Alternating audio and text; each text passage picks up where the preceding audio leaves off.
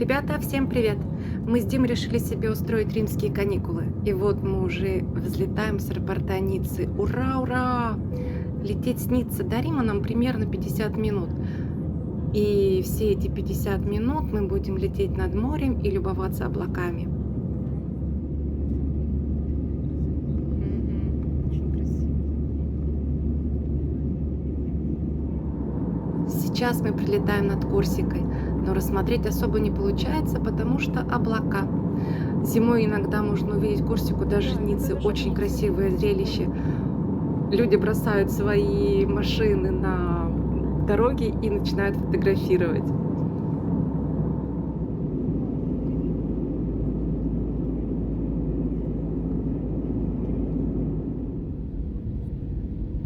Сейчас будем садиться, все мы уже.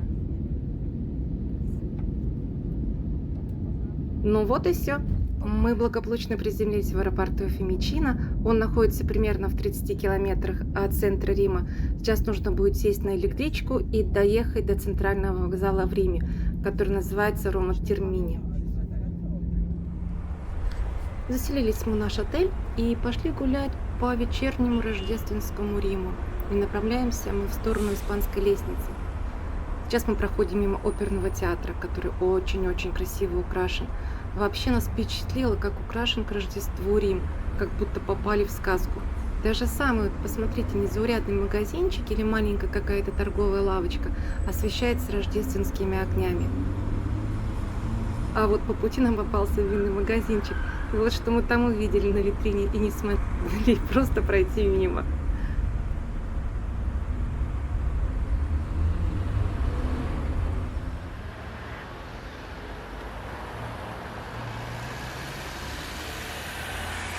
Ребят, мы на улице Четырех Фонтанов. Такая здесь красота. Каждый фонтан – это символ одной из 4 рек. И в эту церковь мы пойдем завтра. Расскажем и покажем в одной из следующих серий. Не пропустите. Очень интересная церковь.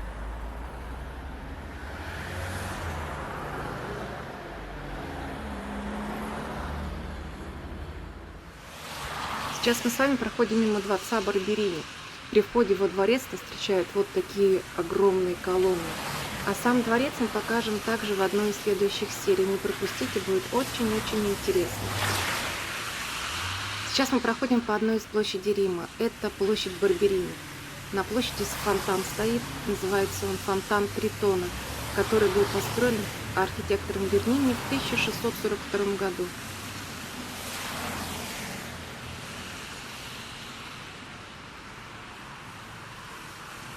А мы идем дальше вот по такой красивой улице под названием Виа Систина. Улица просто утопает в огнях.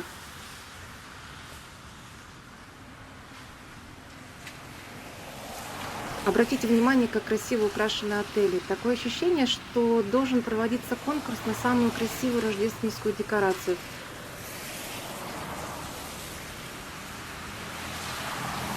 Вот иду и думаю, просто не знаю, сейчас любоваться рождественским убранством или все-таки достопримечательностями Рима. Машины шныряют туда-сюда, вообще ничего не боятся.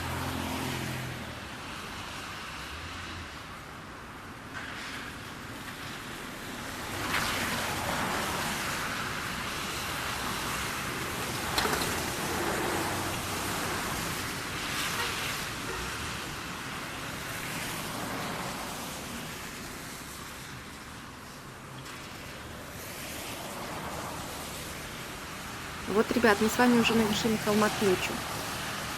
Вот такой шикарный вид открывается сверху с смотровой площадки, на которой можно любоваться Испанской площадью и самой роскошной улицей Рима, по которой мы тоже с вами прогуляемся. С этого холма спускается 138 ступенек из Травертино на Испанскую площадь. Но сейчас я расскажу вам интересную историю строительства Испанской лестницы. При правлении Людовика XII в XVI веке на холме Пинчо был воздвигнут храм Тринита деи Монти. Этот храм имел большое значение для всех французских подданных, а внизу на Испанской площади было посольство Испании, что тоже было очень важно для испанцев, проживающих тогда в Италии. И Людовик XIV, король Франции, хотя и стоял в родственных связях с испанскими монархами, но отношения между государствами были очень напряженные. И чтобы как-то исправить ситуацию, французский политический деятель Этье Гоффе решил соединить холм и Испанскую площадь и выделил на это огромные деньги. Но с одним условием, чтобы на вершине стояла статуя Людовика XIV на коне. Власти Рима в лице Папы Римского решили это оскорбительным и заморозили строительство.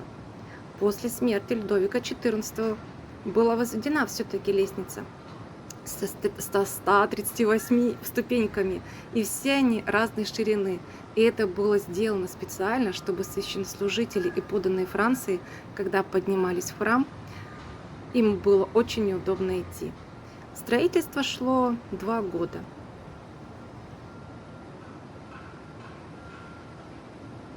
Весной здесь расставляют большие кашпо с азалиями. Летом проходят показы мод, а зимой рождественские представления.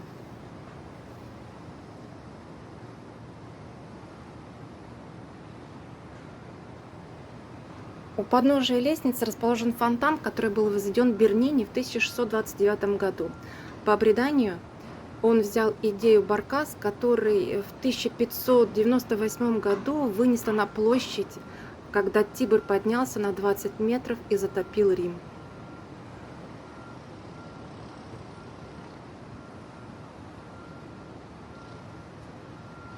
Очень причудливая рождественская елка.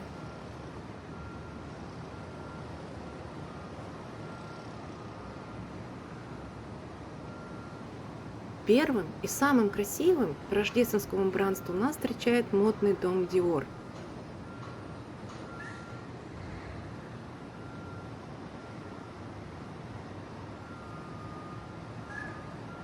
Это морская тема.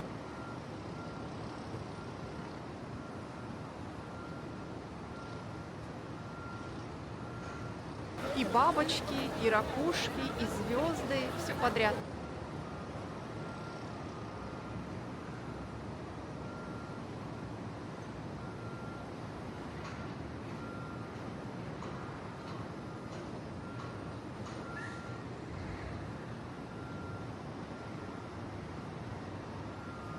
Ну а сейчас мы с вами прогуляемся по самой роскошной улице Рима, Виа де Кондотти, на которой расположены такие модные дома, как Dior, Prada, Chanel, Dolce Gabbana и многие-многие другие.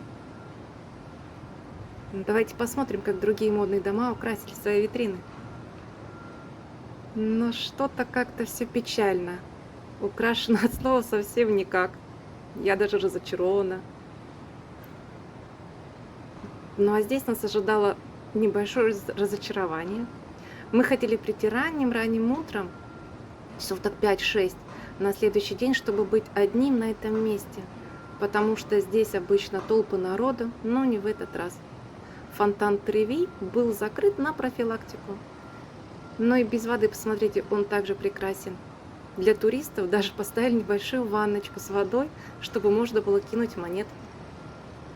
Все ради нас.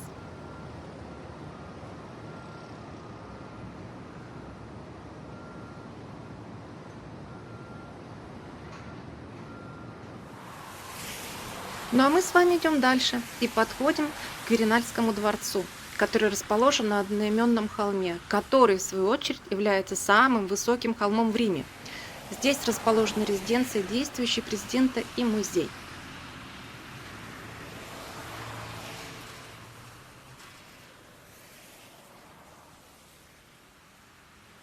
Вот так можно спокойно подойти. Этот дворец был возведен в XVI веке для Папы Римского. И только вдумайтесь, здесь правили 30 пап, 4 короля и 12 президентов. Но чтобы попасть в музей, надо билеты покупать заранее на официальном сайте. На территории дворцового комплекса находится сад площадью около 4 гектаров. Перед дворцом на площади, посмотрите, расположен фонтан Диоскуров. Скульптуры изображают братьев-близнецов Диоскуров, Кастора и Палукса, держащих своих лошадей. Напротив Квиральского дворца есть сад, который называется сад Карла Альберта. Также его называют Квиральским садом. В 1900 году в Квиральском саду появилась большая бронзовая конная статуя, посвященная Карлу Альберту Савойскому. Карл Альберт известен в истории как талантливый полководец и борец за объединение Италии. С одной стороны, основание монумента – эпизод битвы при Гойо в 1848 году. Это первая война за независимость Италии. А с другой стороны, отречение Карла Альберта в Наварре после поражения в битве при Кустозе. Римский форум, Большой стадион и Колизей у нас был в другом выпуске, не пропустите. А тур 360 градусов по Колизею вы уже можете посмотреть на нашем канале.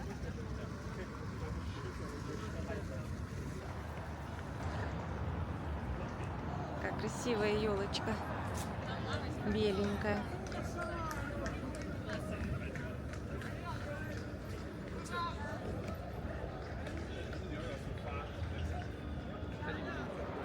А мы с вами направляемся на площадь Венеции. И нас снова ждало разочарование. Все перекрыто, перекопано и стоит строительный шум. Просто строят новую ветку метро. А елочку, которая должна была размещена на площади, перенесли в другое место. И вот мы с вами подошли к памятнику Виктору Эммануилу II. Вот такой огромнейший мемориальный комплекс, который находится на площади Венеции и расположен на склоне Капитолийского холма. Полное видео будет в отдельном выпуске, не пропустите. Сейчас мы с вами прогуливаемся по галерее Альберто Сорди. Так все красиво украшено, везде развешаны гирлянды. И даже есть место для бабы Натальи. Так называется Дед Мороз в Италии. Посмотрите, какие красивые елочки здесь стоят. При выходе из галереи мы упираемся в самую высокую башню в Риме. Это колонна Марка Аврелия, выполненная из каррарского мрамора. Высота всей колонны составляет почти 40 метров. Диаметр колонны 3 метра 60 сантиметров. Ствол колонны состоит из 27 или 28 блоков. И примечательно, что внутри она полая. И там расположена винтовая лестница из 200 ступенек. В средние века восхождение по лестнице на вершину колонны было очень-очень популярным, что право взимать входную плату ежегодно выставлялось на аукцион. Резьба по камню более глубокая. Можно разглядеть детальные фигуры, расположенные на колонне, что отличает ее от колонны Трояна.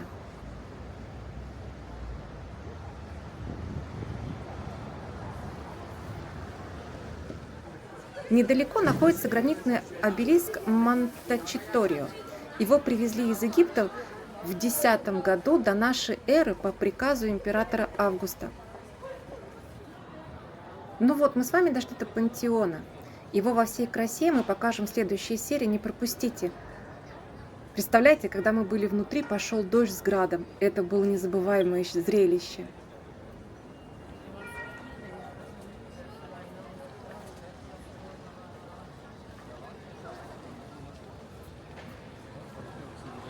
Попал.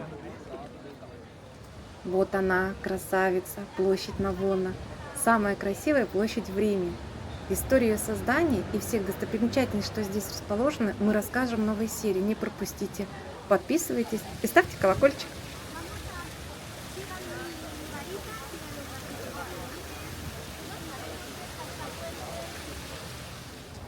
Ну вот мы с вами на площади Святого Петра, которая расположена в центре государства Ватикан. Ее возраст почти 350 лет. Это огромная круглая площадь диаметром 240 метров.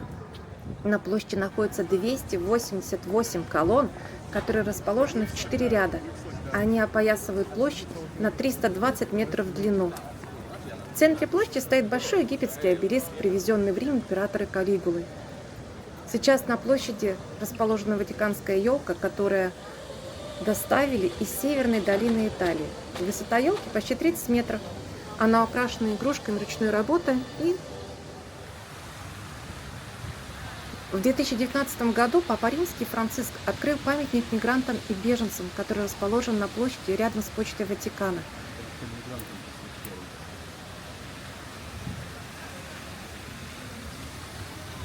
Памятник создан канадским скульптором Тимоти Шмальцем, который представляет собой лодку со 140 фигурами беженцев и мигрантов разных наций и эпох.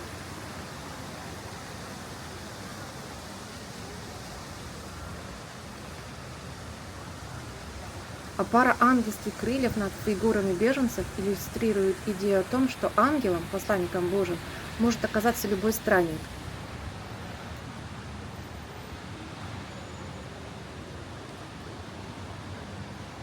Вглядываясь в каждую фигуру и видишь на лицах страх, боль и надежду, что мурашки по коже.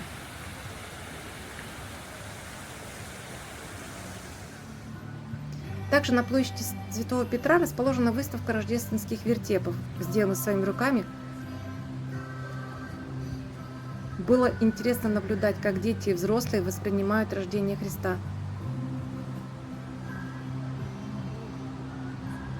Это мы тоже покажем в следующей серии. Не пропустите.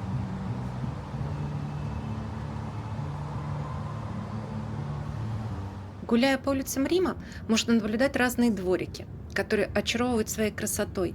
Есть частные резиденции, в них, конечно, нельзя заходить и делать фото, но мне несколько удалось. А этот внутренний дворик со своими милыми фонтанами, статуями, давайте просто полюбуемся.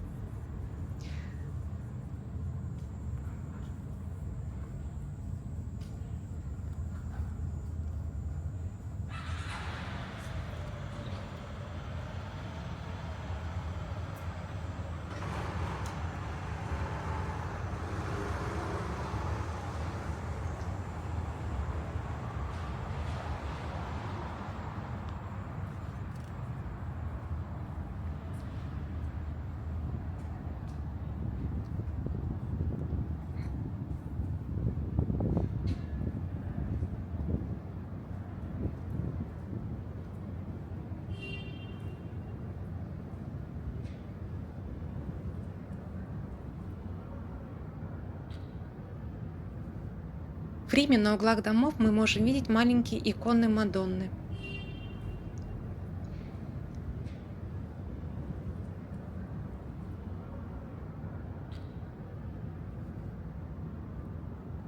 Одно из самых красивых зданий в Риме – это Палаццо Форнезе. Сейчас здесь расположено французское посольство. Мы были здесь на экскурсии. Делать фото и видео, к сожалению, запрещено. Покупка билетов примерно за месяц на официальном сайте, а потом контроль, досмотр и все дела. В целом очень понравилось.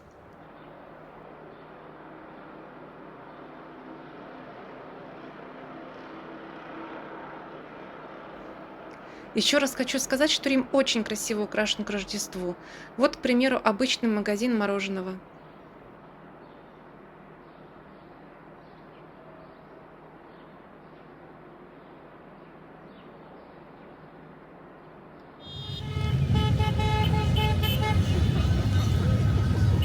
А на площади Республика, когда мы выходили под впечатлением с базилики, которую построил Микеланджело на руинах терм Диоклетиана, мы увидели парад Дедов Морозов на мотоциклах. Было прикольно, молодцы ребята.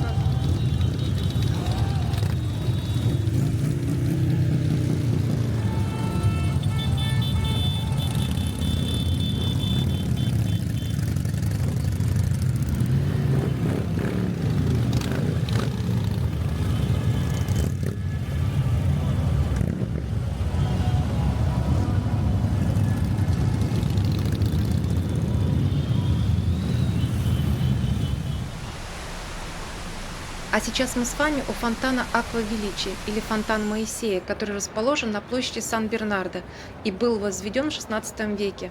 Автором проекта стал Доменико Фонтана. Величие и его мощь не перестают удивлять таланту и мастерству скульпторов и архитекторов Древнего Рима. Этот фонтан стал моделью для будущих фонтанов Треви и Аква Паула.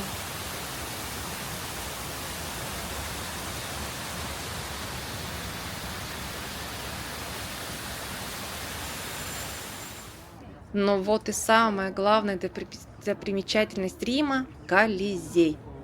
Это будет увлекательное путешествие по подземелью Колизея и на его трибунах. Все это мы покажем и расскажем в следующей серии. Не пропустите!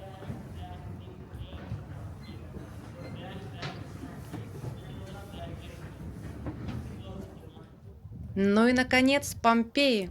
Моя мечта сбылась. Мы их посетили. И это тоже заслуживает отдельного фильма. Не пропустите. Подписывайтесь на наш канал, ставьте лайки, нажимайте колокольчик, чтобы не пропустить новые серии. У нас еще много впереди интересного. Всем пока!